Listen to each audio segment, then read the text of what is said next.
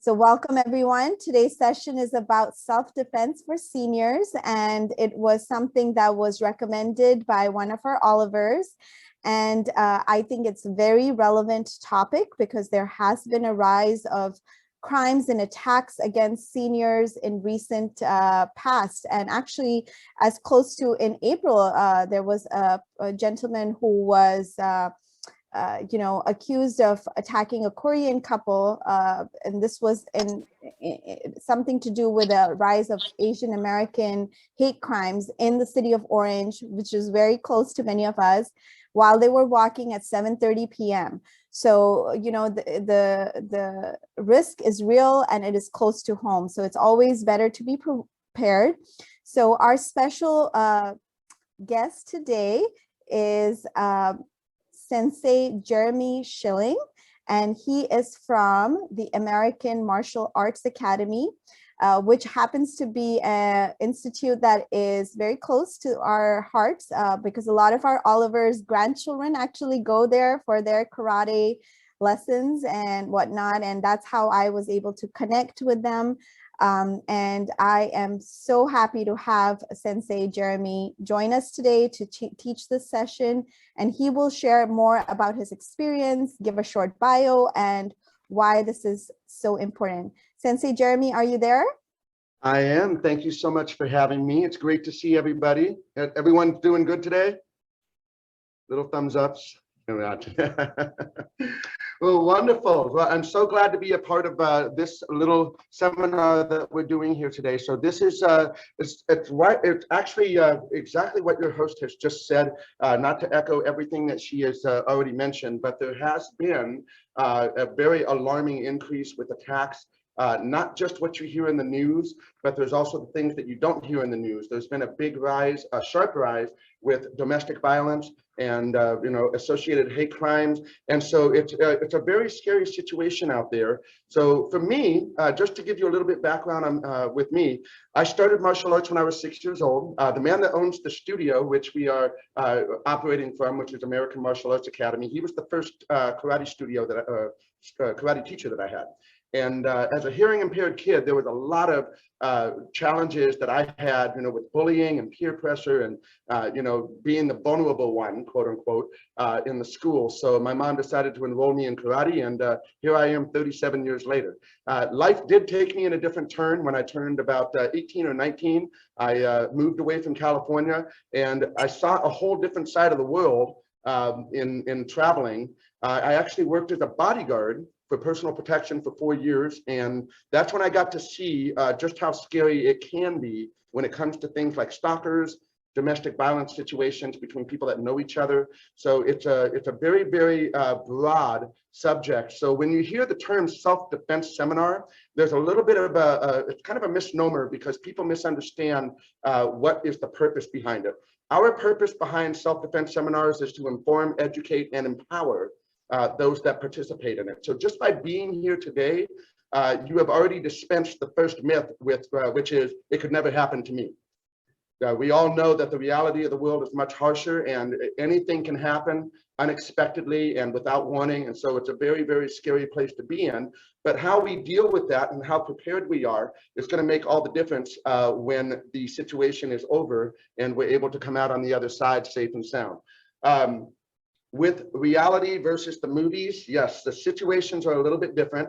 So all the flashy and fancy things that you see in films or television shows, not necessarily how a real situation goes. So we will explore a little bit about that today. But while you're here, there are a couple of things that if you don't mind taking notes about, sometimes these are the things that are very, very easily overlooked. And it's actually some of the things that can help keep us safe, not on a daily basis, but for our loved ones too as well, not just for ourselves. So some of the more common things, and everybody can unmute themselves if you're muted right now. Some of the more common things that are overlooked. Just to give an example, because I've overheard someone say that because the evenings are cooler, you're walking at night. People are walking more in the evenings just because it's more comfortable. What are some of the things that you can be aware of as far as when you're walking in the evening? Or what can you do to keep yourself safe? Any idea? Yeah, I tend to, I'm Nicola, hi. I live in the middle of Los Angeles, basically, Fairfax area, and I walk often. Um, but several years ago, I lived in Koreatown, not very far from here. I was walking along Wilshire, the same street. Somebody grabbed my bag from behind and ran, and lost my purse and whatever I had in it. So I tend to always be aware of who's getting too close to me behind me. I noticed that bothers me if it. So people are that was coming the up too words that close. I was looking for, is being aware of your surroundings. So whether you're walking to your car, whether you're walking down the sidewalk or even on a neighborhood block, being aware of your surroundings, at least visually, is one of the first things that gets overlooked by many people. And you know why? Because these things, this is what everybody is into these days.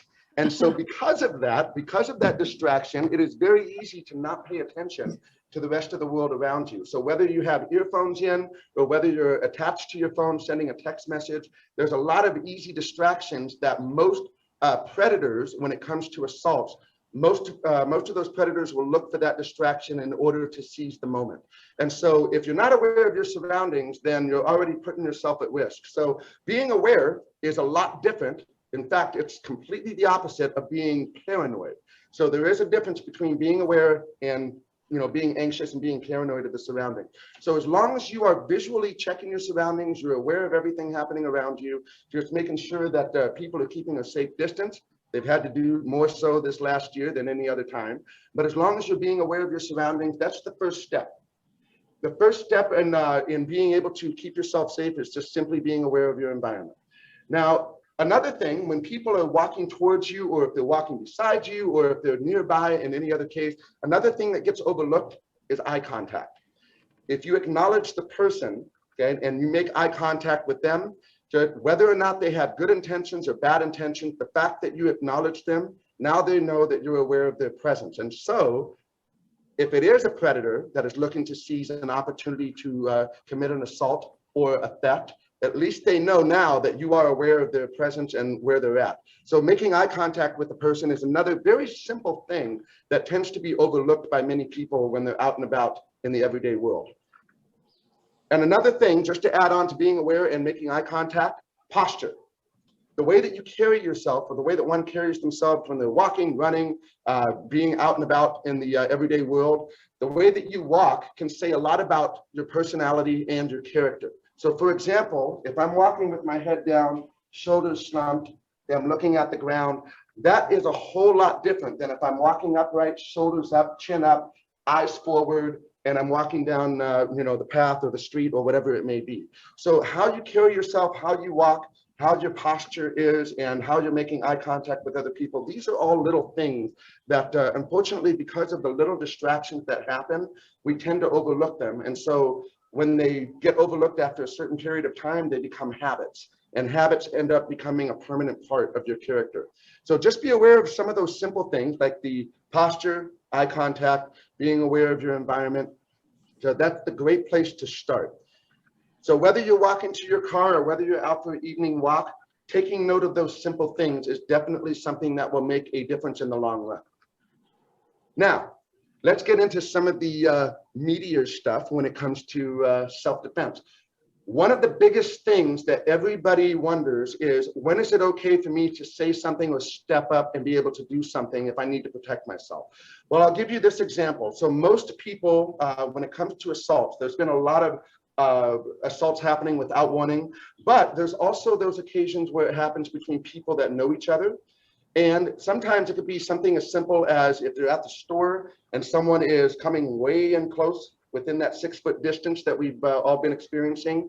So if someone is in that personal space, always be aware of that personal space around you. So if anyone comes within your personal space and it's someone that you don't know, for example, if you're standing at the grocery store and someone's coming up behind you and you can sense how close they are, you can literally smell what they had for lunch, that means that they're uncomfortably close.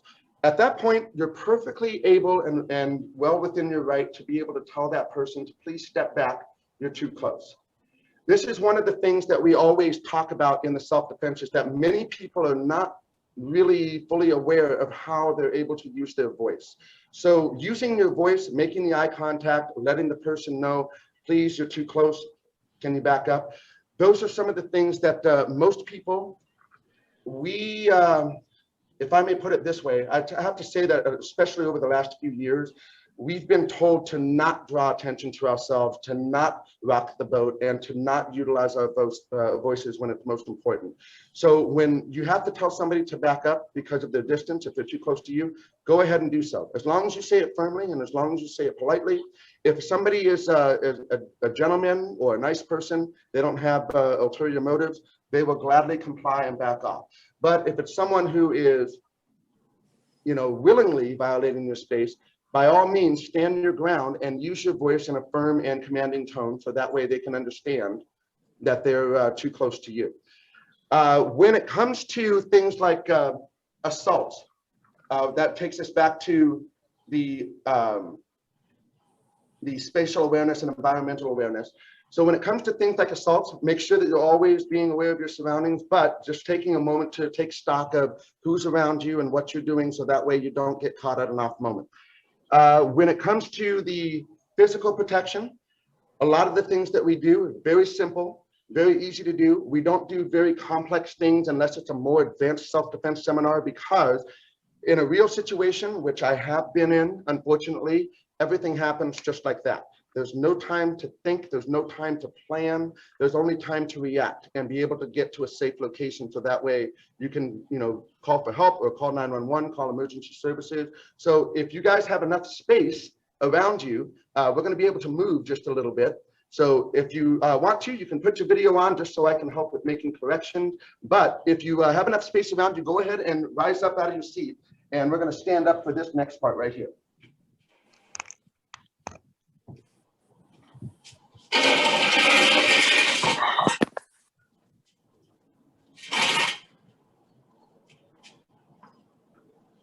So we've talked about physical space. We've talked about using the voice, which we're going to use in just a second. So hopefully you don't wake up the neighbors or draw too much unwanted attention from using your voice. But just keep this in mind in case you don't want to make that much noise. That's okay. So in many cases, and this has been statistically proven, most men in physical assaults, they get hit. Most women in physical assaults get grabbed. So we'll start with something simple. So if someone grabs onto the wrist, whether it's someone that you don't know or someone that you do know, the first thing that you have to be able to realize is that once they lay their hands on you, you're well within your right to protect yourself or defend yourself. Now, there is a level of escalation that you can follow depending on how serious the situation is. But in this case, the first thing you have to worry about is the hand that's grabbing you. So here's what I want you to try. Make a fist with the hand. Just pretend that this is the hand that's grabbed. Make a fist with it. And I want you to cover it just like with rock, paper, scissors. So you're going to cover it just like so. Now, some people are more comfortable interlocking their fingers just like this, so that way the hands don't separate. But what I want you to do is feel like you have a strong grip. Your elbows should feel like they're bent right here. Now, I'm going to move my camera so this way you guys will be able to see a little bit more of my feet as I back up. So from here, I should be able to step back with one foot, and I should still feel like I'm balanced. So if you're stepping too far, or if you're stepping way off to a different direction, just make sure that you have your feet in a balanced position. What I want you to be able to do is turn towards that back foot, pulling the hands across from the front to the back, just like so. So what this is going to do, if the person is grabbing onto you, there's a little gap between their thumb and their fingers. That's where they're going to escape. Now, this also helps if you guys have a family member at home to practice with. But the first thing that this is going to do is get the hand away from you so that way you can do the next move. So try it again. We'll go ahead and put the hand out in front. Cover, the step back, and then turn toward that back foot using your whole body. That's going to be very important. Because physically, when it comes to muscular strength, most men are stronger in the upper body, so you want to use your whole body to be able to turn away so that way you can escape that hand grab. Now, here's the next part that most people are worried about. When it comes to hitting people, when it comes to striking an attacker, being able to fend them off, I always tell students, never use your fist against the face. There's a reason why, and I tell this to my kids too. Hitting a person in the face with a closed fist is not the same as hitting one of these, for example. This is soft, this is squishy, this is just merely a target for people to use to practice focus and accuracy. Here, if you use your fist against someone's face, there's a lot of bone, there's a lot of teeth. It's a very hard surface, so you don't want to use your fist against the face like so. So instead, take your hand, keep the fingers straight and the thumb along the side, just like so. What you're going to use is this part against the striking area, which is this. You're going to aim for the nose. And when you hit the nose with the palm of your hand, if you were to clap your hands together like this, that's all it takes to be able to break a nose on a human being.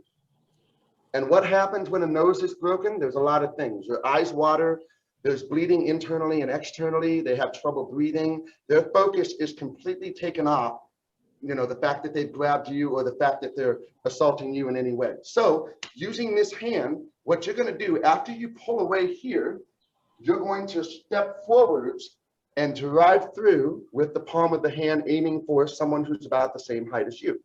So try it with me. So even if you have your video off, just go ahead and follow along as best as you can. So standing here, make a fist, cover your hand, step back, and turn towards that back foot. Now, because you turned away from the attacker, you've got all this power that is ready to launch forwards with that strike. So as you step forwards with that back foot, you're going to launch with that hand straight at their nose and upper lip ridge of the mouth area right here. So just try it with me. From normal standing position, the hand is out. Just imagine that it's grabbed right here. Go ahead and grab onto your own hand and step back. Then pull, going toward that back foot. Now that back foot's going to step forward and drive through. So that way you have the palm of the hand right there. Now, if you have a family member at home, most of you don't have these, but that's okay. You can use a small pillow or something else that's soft to be able to make contact with the bag. So when you actually practice this with a family member, just be aware, you don't want to bounce off the bag like so. You want to go through the bag. So that way you're going through the target and there's a lot of force behind the hit.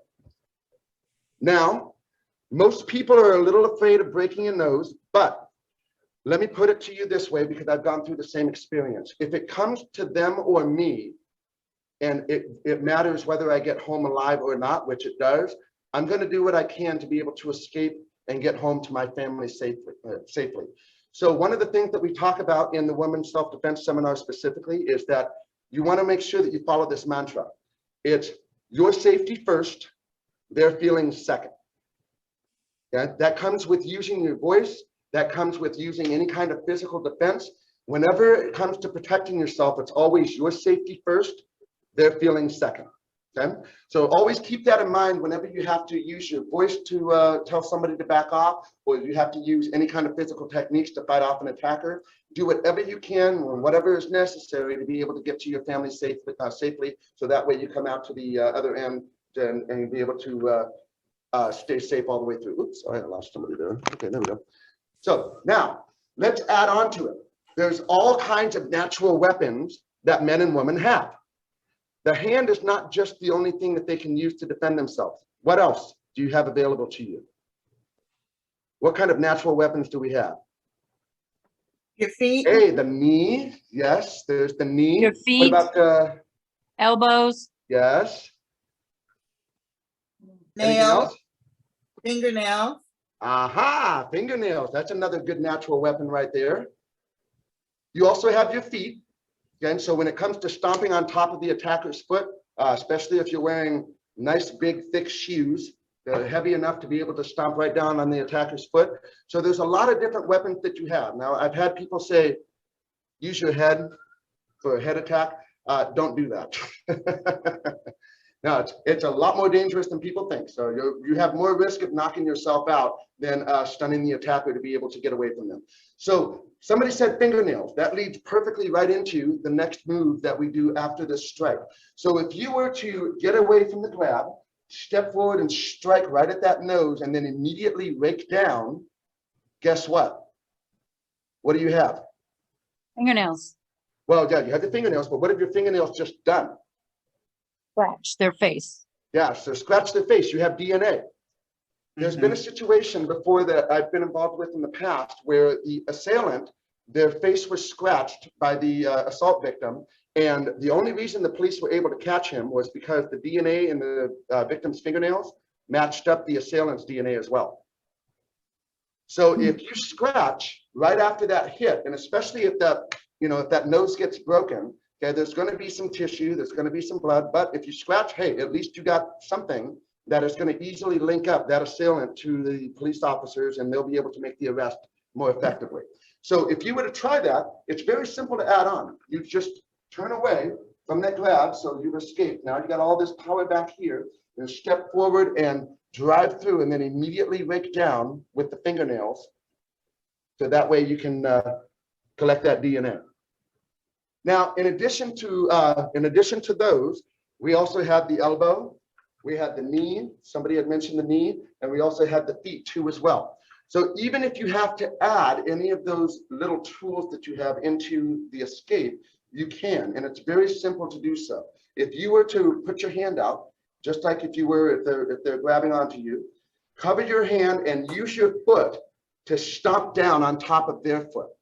Now, it doesn't have to be a big stomp. Sometimes if you just get right on the toes, they're going to feel it even through the shoes. But once you stomp down on their foot, you still have your feet spread apart and you've got good balance. So that means you can turn towards that back foot. You can drive right to the face and then rake down, just like so. Now, if your fingers or hands don't feel as sturdy or strong, then don't worry. There's actually another way that you can have your hand. Make a fist by curling the fingers just like this, and then wrapping the thumb along the outside. Now, you're not going to use your knuckles like a traditional punch. You're going to use this part, the side of the fist. Now, where you're going to be directing that is going to be right on top, right here at the nose. So just like if you were bringing down a hammer on top of that hand, good, you're striking toward the nose is going to be just as effective as driving through with an open hand. So you have open palm, you have a closed fist striking with the side of it, and whether you choose to strike here to the nose or to a different target, that's totally up to you. And while we're on the subject of different targets, there's not just the nose, there's a lot of different vulnerable points that you can strike on an assailant to disrupt their thinking and take them off guard to make the escape. What other targets besides the nose can you use? The neck. Ah, the neck is a good one. So even if you use a hammer strike, you can strike right along the side of the neck or right up in here across the throat. What else? Eyes. Eyes are another one. Thumbs to the eyes. Good. What's another one? While we're up here in this area, we have the nose, we have the throat, we have the eyes. What else? Mouth. We have the ears, and we also have the temples too, right here on the side. So even if you were to use your hammer fist in a sideways motion, you can catch the attacker right here at the side, just as well as you could do with the side of the neck or the front of the neck. And if we were to keep going down, what other weak spots do we have? The chest is a pretty thick area, so it doesn't really do a whole lot to hit the attacker or the assailant in the chest. But right here, this area in the very center, the solar plexus, is a very good area to strike, even on someone who's, my size or bigger. So once you get hit right there, the same place where people use the Heimlich maneuver, that causes an involuntary reaction for assailants to just stop what they're doing and try to catch their breath. What else, if we were to keep going down, what other targets do we have? Groin. The groin. Yes. And what else? The knee. Aha, we got the knees, the shin, the top of the foot. So just be aware that most assailants and most attackers, they're very aware about the groin area. So if that's the first area that you try to attack, that's also going to be the first area that they try to protect. Most of the time, they're not going to be thinking about the side of the neck or the temples or even the solar plexus or the kneecaps. So those are a lot of good different targets that you can try to hit before you try attacking the groin. The best time to attack the groin is after you've hit them right in the nose with that hammer fist or the open palm. You've already created that distraction. Now you can kick right there where it counts to be able to make your escape. You don't have to stand there and wait for him to see if he's okay. You can make your escape so that way you can get to a safe environment, be able to make the call to 911 or emergency services, and be able to get to a safe location so you're away from danger. Make sense? Yes. Perfect. Yeah. So if you have a lot of different areas, and if you overheard a target that you didn't know about before, just make a note of it. So that way you have it there to be able to practice on a pillow or a bag when it comes to practicing those strikes. Now let's try another one. From here, if we were to take the same situation where they're grabbing you on the wrist, and there's a lot of different other ways that people get attacked or the assailant goes for. So we'll discuss some of those too as well. But let's try another one. From here, if we were to cover again, use that stomp with the foot right down on top of their own foot, and then pull away. So that way you have all this power chambered back here, and then coming right back to the nose. I'm going to use my hammer fist right here. Okay. Now that they're completely distracted in more ways than one, I've got this back foot right here to swing up right into the groin and then be able to make my escape effectively. So as you can see, these are not very complex moves where they involve wrist locks or joint locks or other types of complicated holds. These are just meant to be very quick, very simple, very effective. And even in the heat of the moment where there's a lot of anxiety and there's a lot of fear, it should be just as easy enough to be able to pull away to get away from the attacker. So in the moment, you'll be able to effectively get yourself in position for the next move. And while we're on that, we've talked about being aware, we've talked about using your voice, we've talked about eye contact. So this is the most underestimated weapon that you have. Not the hands or the feet or the knees or the elbows, it's your voice. And here's the reason why. From my 2-year-old students all the way up to my 92-year-old student, your voice is the single most powerful weapon that everybody is equally strong with. Why? Because how many people can I hit at the same time? I only have 2 hands. Same thing, I only have 2 feet. But if I use my voice, that means everybody within earshot is able to hear me. Now, there are some things that are probably better to say than most others. So for example, if someone's saying help and they're only saying the word help, sometimes it doesn't really register with people out in the world because they can just assume, oh, it's a husband and wife, I don't want to get involved in that. So unfortunately, that tends to be the case in a lot of situations. However, if you were to say, help, I don't know this man, call 911, this is not my husband, okay? If you keep elaborating and you keep using your voice at the top of your lungs, that will get the message across a whole lot better than just screaming or saying the word help by itself. Does that make sense? So I tell that to the kids that I work with as well as the adults, because in today's world, unfortunately, everybody is very careful not to get involved in other family business. And so when they see a kid that's struggling against an adult and screaming and not really making a whole lot of sense, the first thing that everybody assumes on the outside level is that, well, it's a 5-year-old, his dad, and they don't know that that 5-year-old is about to be abducted by a stranger who he has no idea who it is. So that's why we want to make sure that we say things and say it clearly, as well as use our voice to the best of our ability, so that way other people can hear the message and other people can do things for you too, like being able to make that call when you're trying to get away and get to a safe location. So just make a note of that if you haven't already, because these are little things that we can arm ourselves with up here. And it's not always about the physical techniques, it's more mental than it is physical. A lot of times when an assault happens, the first thing that we feel is that anxiety and that paralysis from the fear that occurs with an attack. Whether it's somebody that we know or somebody that we don't know, the feeling is always the same. And when people watch these things on the movies, they're all feeling the excitement, they're feeling the thrill of being in that movie or watching that movie, watching the hero beat all the bad guys. The reality of it is much, much different. And we don't feel that fear when we're watching the films. We feel it when it's actually happening to us. Does that make sense? Yes. Now, in addition to the natural weapons that you have, because this is tends to be a little fun part for most of the students that do the seminars when they're working with partners. In addition to the natural weapons like the fingernails, elbows, knees, feet, and all the all the tools with the hands that you can use, we also have things that you carry with you on an everyday basis. What are some of the things that you can carry with you that can effectively be used as a weapon? Your purse. The keys. purse, sling bag, what else? Your keys. Cell phone. There you go. Anything else? Cell phone. Yeah, pencils are one of my favorite. Pencils and pens, you can carry it with you everywhere you go, but it makes a very effective weapon when you use it.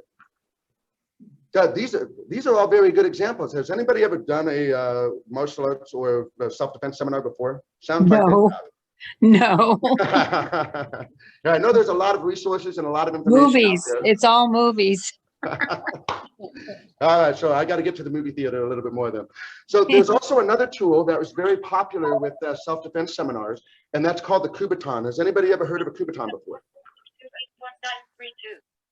No. So a Kubaton is a keychain implement, and the old ones look like these. They come in all different types of shapes and sizes. These are the ones that I used to have. So there's one that looks like this, so it's kind of just a simple cylindrical device. And then there's this one. This one I decided to keep with me the longest because it's got the point. And if I'm dealing with somebody who's physically stronger or the same size as me, I want to make sure that I get the point across. No pun intended. Done. But it also has grooves, so that way I have a better grip on it and I don't lose it when I'm working with it. However, Where do you get those? oh, these can be found anywhere and everywhere, but there's something very important that you have to know about these. These are made of metal. And what that means is when you go to, let's say, downtown Disney or to the arena for a game or a concert, anywhere, or even the airport, anywhere where there's a metal detector, if you take these through there, they will confiscate them. They'll take them away. So unfortunately, we had to do away with those. And now on my keys, I have one of these.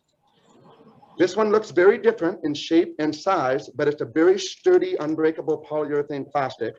It's got a point. It's got an end for the keys right here, and it's even got an extra ring. Well, I'll tell you what that is for. But here I can at least have a firm grip, and I can use my keys as a weapon with the face of the attacker, because nice sharp keys, soft face, tends to be a pretty good combo. So the reason for the extra ring, and I had to ask the company about this because they sent a bunch of them. So when you're holding your keys, walking to your car, and somebody grabs you from behind, what's the first thing that happens? You fall out of your hand, right? Especially if you're surprised from behind. So the reason that they had the extra rings is so that when you're carrying your keys and somebody grabs you from behind, at least the keys are going to stay in your hand. So these are the ones that we actually have at our karate studio now, and I've given a whole bunch of them as gifts for those that have done the in-person seminars, so that way they can have one on their keychains. Proves just as effective as the metal ones, but I like the fact that it's simple. It doesn't set off any alarms when you go through the metal detectors, and it's just as easy to use. It doesn't require a whole lot of training to be able to use it. You just have to know point, target, and that's it. Just use them as you do. Where do you get that? I'm sorry? Yeah, where do you get it? Oh, we have them here at our karate studio. So our karate studio in Fullerton, we have them here, and we can always get different designs and different, different prints on them. But the design of it is still the same. The shape of it is still the same. It's very simple, very flat, easy to carry. It's not bulky. And so it still hangs off your keys the same way as the metal ones do. You just don't have the inconvenience of it setting off a detector when you go into it. Saying of you should get some with olive on it. Oh, absolutely. Yeah. So we can get some kind of vinyl print and be able to put that on there, so that way you have the olive logo on it. Right. Yeah. Idea. But it's a very simple, very effective tool to have. I carry it with me every single day. I feel a lot more comfortable knowing that I've got it than being without it. So those are simple things that you can carry on your person to be able to use them in an everyday situation. I have had questions about tasers, mace, stunners, and other things like that. Obviously, technology's come a long way in the last 15 years, even less than that when it comes to things like stun guns or mace or anything like that. There's a self-defense company that's out there now. It's called Damsel in Distress. It's like an independent operating, like a personal business. It's kind of like Avon or Color Street or Amway, for example. So you have all these representatives that can provide you with these different tools. But the great thing that I've seen that's a big improvement over stun guns of the past and mace of the past is that it has a little attachment, kind of like a loop that goes around your wrist. And if the attacker tries to take the gun to use it against you, that wrist loop pulls a pin out of it, and it deactivates the weapon. So they can't use it against you in that way. And unfortunately, there have been reports in the past where, you know, victims get stunned with their own stun gun, or they get attacked with their own self-defense weapon because it didn't have that little feature. So that's one thing to research. Only if you feel the need for purchasing a taser or a stun gun or pepper spray or anything like that. But damsel in distress is probably within this industry and within the field of self-defense has probably been the best provider of tools that I've seen with the options that they have. Another thing. Excuse me. Yes. Just what did you call that thing that was on your keychain? Oh, it's called a Kubaton. So the proper spelling of it is Kubaton. Yeah. Kubaton. Okay. That's correct. Now the one that Thank I you. have is called a munyo, which literally means protect in Japanese. But the one that I have is it's something that I ordered from that company, and they give them right here to us, so that way we have them for the self-defense seminars. But they're pretty easy to find online. You just have to be careful which one that you purchase, because you'll be stuck with it once you order it. So Okay. another self-defense weapon, and I didn't get a chance to go over this. Does anybody have one of these at home? Okay. Yes, I have. Yeah. So if you have one, if you have access to one, feel free to grab it. Otherwise, believe it or not, I have used one of these before as a self-defense weapon. Anything that you can grab that you can use, it's definitely handy, and it's always going to be better than just your fingers, hands, or your feet. So with this, especially with those that use it, because if you're out walking around, most people don't realize that they have a self-defense weapon right here in their hand. So with the end of it, plenty of places to strike. So you can strike straight ahead or right to the torso or to the leg. Right here, you can go right into the throat. That's a good place to hit with the handle of the cane. You can even grab the attacker and pull them in to that hand strike or hammer fist. There's a lot of versatile ways that you can use this. And so it's greatly an underestimated tool, but it's a lot of fun to work with. And it's very, very simple, especially if all you have is your cane or your walker and your own two hands. This is definitely a very handy tool that you can utilize too. Plus, the attacker won't be able to take it away from you if you have it on the loop like so. So if you have one of these, Jen, or if you want to get one of these, it's very easy to find at CVS Pharmacy, Walmart. But it's a great tool, vastly underestimated, and many people don't realize that they can use that to protect themselves as well. And I also heard there were things about the keys and not the keys, but the purse and the pen. So everybody's seen one of these, right? If you have a pencil or a pen, you can go ahead and put it in your hand. The pencil or pen can basically be used the same way as the Kubaton without the keys. So whoever said the pen was mightier than the sword, thanks to me, they were right, because this turns out to be a very, very valuable weapon. So with the pencil or pen, if you would hold it in your hand just like you would, with the point out, there's lots of different areas that you can strike if an attacker grabs, whether it's around from the back or whether they're grabbing on the wrist. You can strike right here on the back of the hand. Okay, you can hold it the other way and you can strike to the throat, strike to the eyes, strike to the side of the neck. There's a lot of different ways that you can use this, but it's a great way to convince those attackers to let go and not bother you, so that way you'll be able to escape and get to a safe location. So holding on to one of these is very similar to holding on to the Kubaton, and it doesn't require extensive training. It doesn't take a special class to use it or anything like that. It's very simple, very effective, and best part, it's not a weapon that's under the law. So there's a lot of weapons under the law, like the nunchucks. I'm sure you've seen nunchucks from the old martial arts movies. Obviously can't carry swords or anything like that. So there's a lot of things that are restricted by law to be able to carry on your person. But something like this, very simple, very unassuming. And if you always have it on you, it's usually safer to have it on you than to not have it on you, correct? So, now, are there any questions on anything that we covered from the beginning to this point at all before we go into the next portion of it? No questions, no hands? Okay, then I must be doing my job really good. So one of the other things, or one of the other inquiries that I get when it comes to attacks, because I know there's always people in the world that have either gone through it themselves or they know somebody who has gone through it. And so people have asked me what happens when someone grabs me up here, or if they grab me in a bear hug from behind. What happens if those moves end up taking place and I can't do the same thing for the wrist grab? Great question. So the first thing you have to worry about is what? The hands on your neck, right? So there's a lot of different ways that you can deal with this. And unfortunately, I don't have a partner for you to be able to accurately see. And I can't use this guy. I use him for the kids on Zoom, but I can't use him to set an example. So remember the hammer fist that I demonstrated earlier for the nose and coming back down?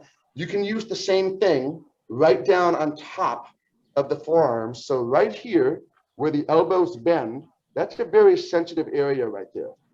Okay? There's a nerve cluster that's right there on your forearm. And even if you hammer it on your own arm a little bit, you can feel it. Now, if you were to put all of your weight down on top of those points right there, those hands, 95% of the time, they just slide right off. Okay? It creates a reaction which makes the hand just spasm. And so the attacker's hands just slide right off the neck. Now, if they don't, remember that while their hands are busy up here, what's vulnerable down here, here, or up here? You got a lot of different targets that you can strike to, because while the hands are on the neck, unfortunately, it doesn't take that long, but you still have at least 8 seconds before it becomes really serious, right? So while their hands are up here, if you strike right to that solar plexus with that fist, or if you bring your hand up and strike right against the side of the temple, or even bring the hands up and slap against the ears. So there's a lot of different ways that you can distract that attacker for, even if it's just for a second or 2 seconds. That's all the time that you need to be able to follow up and be able to do something else to make sure that he doesn't continue to come after you or continue to attack you while you get to a safe place. Does that make sense? Yes. Okay. So not to, because I'm sure this is a safe group. So has anybody here had an experience or know somebody that's had an experience at all? I have. I have. So I've seen it. I've been through it. So there's lots of different ways that things can play out, obviously, but as long as you react to what is happening, whether it's a grab, whether it's a choke, whether it's a headlock, or whether it's just a simple push, then there's lots of different ways that you can protect yourself. But it always comes back to the simplest of things, to being aware of your surroundings, how you carry yourself in public, making eye contact with people. There's a lot of different things that roll back to that. And as long as you follow those simple things, then it increases the chances of, it actually increases the chances of your safety, but it also lessens the predators looking for a precise target ransom. Now at home, real quick, just before we go into the next segment of it, at home, there's also a lot of things that you can do to keep yourself safe as well. What's some examples that you can do for keeping yourself safe at home? Lock your doors. Hey, good. Locking the doors, locking the windows. There's the first two right there. Anything else?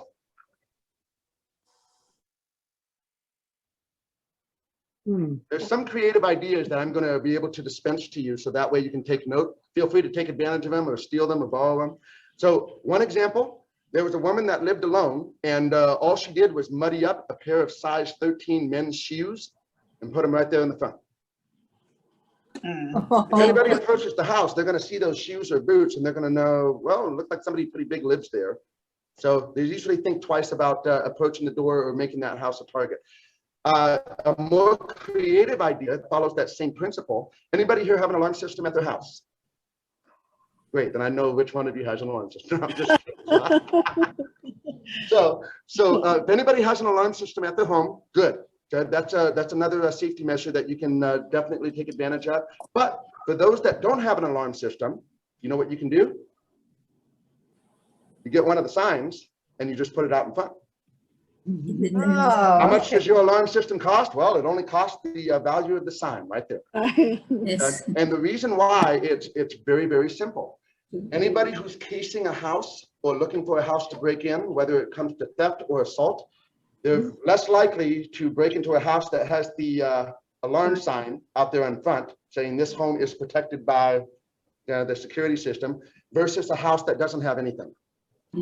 So it's okay to advertise, even if it's not true, that you have an alarm system in your home, so that way it deters the thief or the assailant from going around to the houses.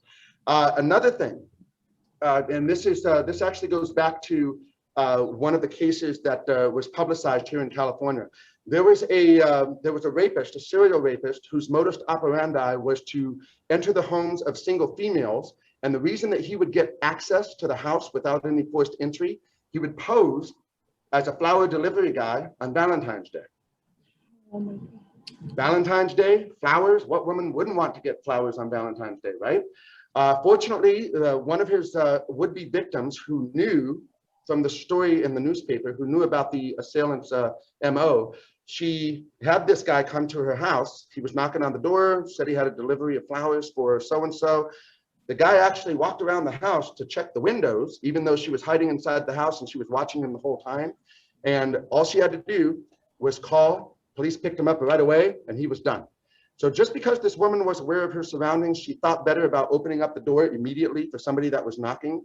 That's another safety thing that you can work with. When locking the doors, just use the peephole, just use the sight. If you have like a smart doorbell, like a Ring or a Google doorbell or a Nest, whatever brand it may be, as long as it lets you see who's out in front, that's a lot better than just swinging open the door and inviting the person in. The other thing, there was another case in New York.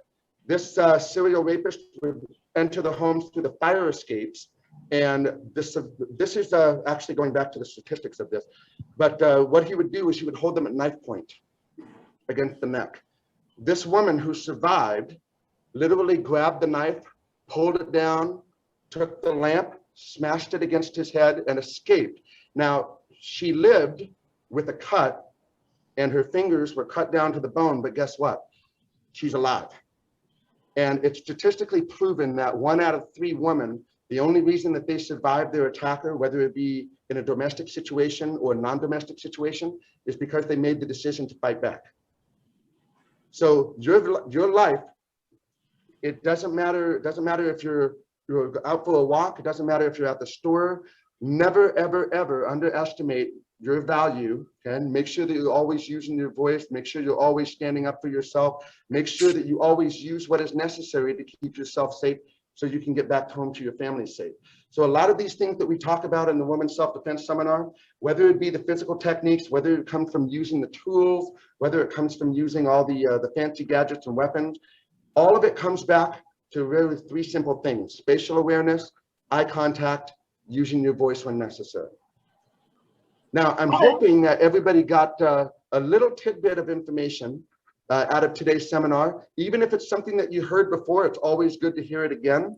And most of the time, what a lot of our students do that do the women's self-defense seminars, or the men's, they actually do it repeatedly every 6 months or so, just to kind of get a refresher. Because it's always good to hear it again when you haven't heard it for a while, just to remember and recall, and just say, oh yeah, I remember that point. So now I can do that safety measure that I didn't do before. So it's always a good thing to just repeat it every once in a while. And even if it's not with us, find somebody that does host one, or whether it be in person or online, so that way you still have the benefit of both the mental and the physical aspects of self-defense and protection. I have another question. Yes, ma'am. What if it's more than one person that's attacking you? That's a great question. And we actually have a segment of the seminar that involves that. So here's been a situation that I've dealt with in the past, for example. Play the victim. I know that sounds very, very caustic at first, but here's the thing. What you want to do is be able to catch the assailants off guard. As long as they think that you're willing to comply, that's going to make them let their guard down, psychologically, at least. So as soon as they see, oh, okay, gosh, so good. So now I've got complete control over this person. As soon as they think that, that's the opportunity where you can hit both of them, whether in the knee, nose, whatever it may be, because it has been a situation with 2 people. So this is exactly what happened. They simply complied with their assailants. Once they saw that the would-be victim was willing It kind of let the guard down psychologically. And then once they saw the opportunity, they escaped. And it's a very, very, I would have to say it's personally, it's a dangerous thing to do, but if it works, if it gets me home alive, if it gets me safe, if it gets me a chance to escape, I'm going to take advantage of it any way that I can. I don't want them to be able to grab me and throw me in the car, because if they take me to another location, that's not going to be good. So, oh, and really quick, I know I'm starting to run out of time, but this is absolutely something I can't believe I forgot. Does everybody have one of these? Yeah. Okay. Mine personally is an iPhone, but for iPhone users, if you were to click the button 5 times fast on the side right here, the little power button. So if you click it 5 times real fast, 1, 2, 3, 4, 5. Wow. Wow. So it starts to send, I just called 911. So if you were to click that button, it sends an emergency SOS after 3 seconds. Calls 911 automatically for you, so you don't have to mess with the face scanning or the fingerprint reader. It automatically just dials 911 so they can triangulate your location. So if the cops come here in about 5 minutes, it's going to be my fault. So that's one instance in which you can use it. Another instance is that if you hold the power button on the iPhone, or sorry, if you hold the power button and the volume up button, as if though you're going to turn the phone off. So there's the slide for turning the phone off. Here's the emergency SOS. Okay. So if you hit the volume up button, and the power button, if you just hold them at the same time, just like you're about to turn the phone off.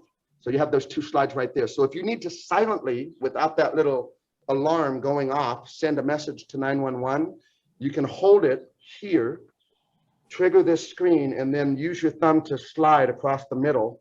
Okay, it will dial out to 911 without alerting the assailant. Those were a couple of things that we discovered with the phones that wasn't exactly present about 5 or 7 years ago, but now every iPhone has one, so they have that feature on there. No Androids? What about a whistle? What's that? A whistle. Oh, noise. great one. Yes, absolutely. My wife has a whistle on her keychain.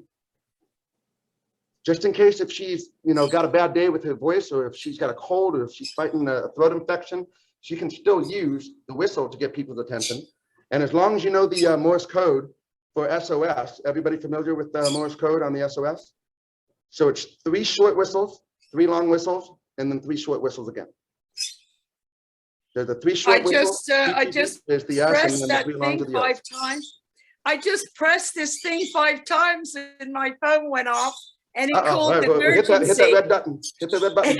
I had no idea I had that. Thank you. And you know what? We didn't either until one of the resources that we used for bringing in new information for self-defense and personal protection. They shared that info with us about the phones for iPhone and for Samsungs. Wow. Samsung has it too?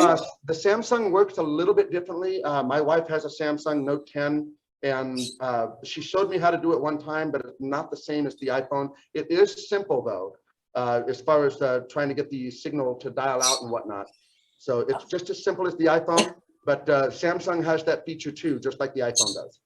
Would your location would need to be on though, right? So that That is correct. Oh, so thank you for bringing that up. So if you have your GPS off or tracking off, the geofencing option for the iPhones and Samsung, if you have it off, unfortunately, it's going to make it that much more difficult to track you.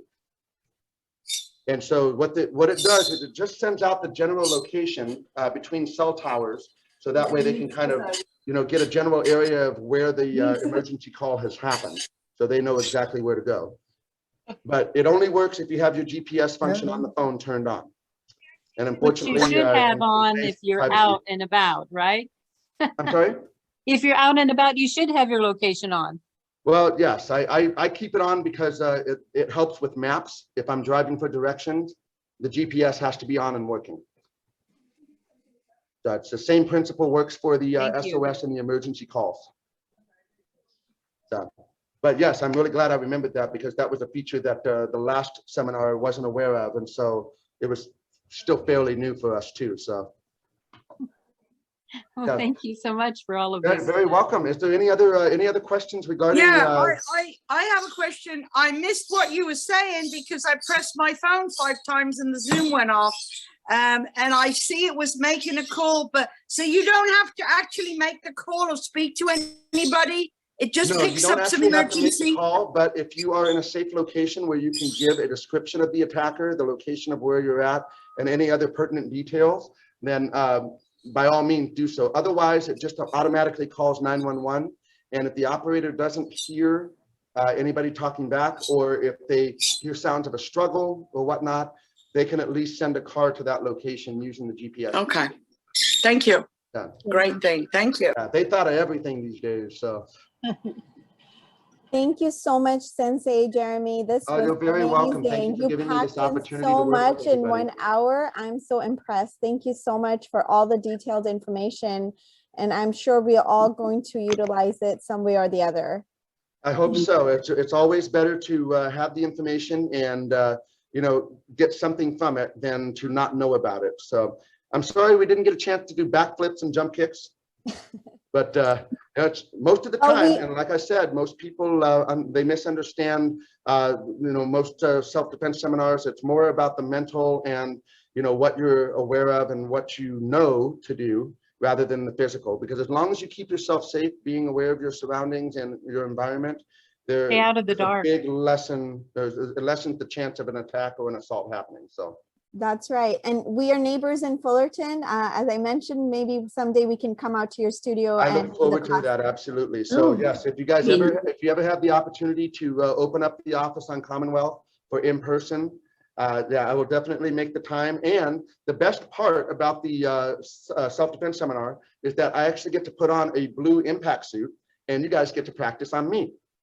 Oh, awesome. Whether it's would be with the shock to the face or the kicks or the strikes. So it's a wonderful thing because it really helps people get over that initial sense of am I going to be able to make this work? And it's a lot of fun. It really is.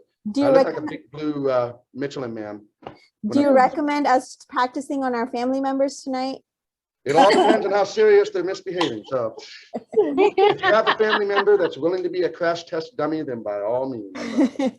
But I know with a lot of the families that are already associated with Olive, they're already familiar with all this stuff, and so they know how to practice it safely. So yes, by all means, if they have a pillow or if they have a bag or something that's safe to hit, then by all means they can practice at home. Well, I'm hoping all your students can do a seminar for us to remind ourselves, right? So as a matter of fact, yes. So a lot of my female students, like Senpai Hirji, she's been involved with the self-defense seminar before, and sometimes she, is there as a helper, and she kind of helps with the group. So it's that's wonderful. great to know. I know that family really well, so I will have them come and do a reminder or a follow-up class. Absolutely. But thank you so much again. Thank you, Olivers. We will see you tomorrow with Dr. Sophia with a health and prescription check-in. But until then, thank you again. Take care and stay safe. So much. Thank you. So much. Stay safe. Bye-bye. Thank you so much. Olive Community Services is a 501c3 nonprofit organization based in Southern California that provides culturally appropriate services to seniors, their family, and the community. Through its physical and virtual interactive programs, Olive engages participants in a variety of ways that promotes health and well-being. To learn more about Olive Community Services, to get involved, or to make a donation, please visit www.olivecs.org or email info@olivecs.org. Be a change maker, and together, let's live, learn, and thrive.